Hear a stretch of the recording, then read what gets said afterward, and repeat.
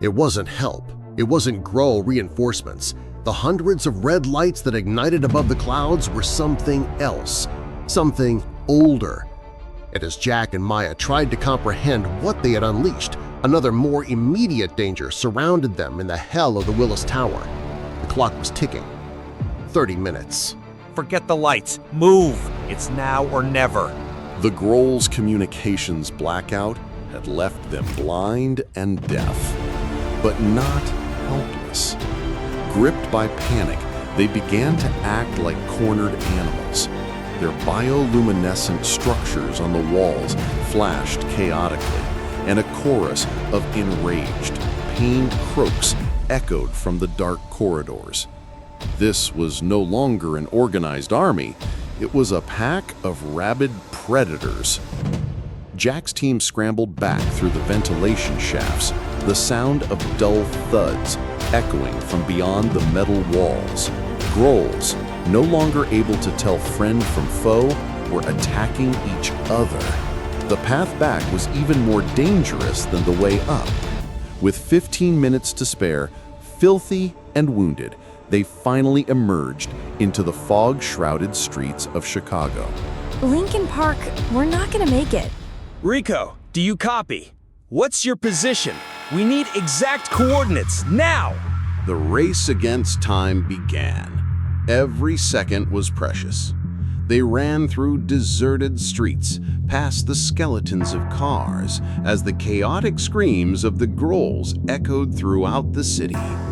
With 7 minutes left until communications were restored, they reached the edge of Lincoln Park.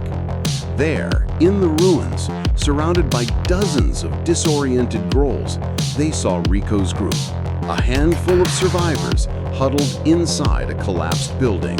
We're getting you out. Maya, Carmen, throw the smokes. Marcus, cover us.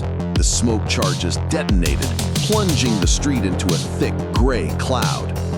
Jack and his team charged forward, firing at any Grols that crossed their path. This was no longer about stealth. This was a brutal, desperate rescue operation.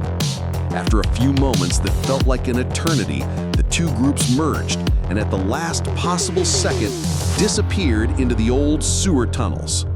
Just as they vanished underground, a synchronous, all-pervading croak erupted from above. Communications were back online. They had barely made it. Back in the subway station hideout, they were greeted as heroes.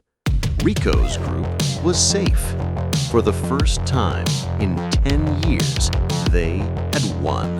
A real, tangible victory. A wave of relief washed over the shelter. But Jack couldn't relax.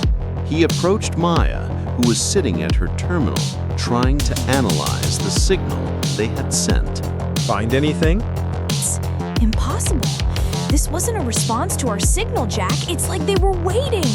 Our virus, it wasn't a flaw. It was a key. We didn't break in, we were let in. Suddenly, all the lights in the hideout began to flash rhythmically in red. The generator, which had served them faithfully for a decade, sputtered with a strange, unnatural sound and died. Every screen, including Maya's tablet, went dark for a moment, then flickered back to life, displaying impossibly complex, geometric symbols, glowing with a cold blue light. They're in our systems. I can't do anything. They've taken over everything. A voice crackled from every speaker in the hideout. It was nothing like the Grols croaking. It was calm, dispassionate, metallic, as if space itself were speaking. Your parasitic form has contaminated this testing ground. The Grol cleansing is commencing. It will be followed by pest control. On Maya's tablet, the geometric symbols resolved into an image. It was a live feed from orbit.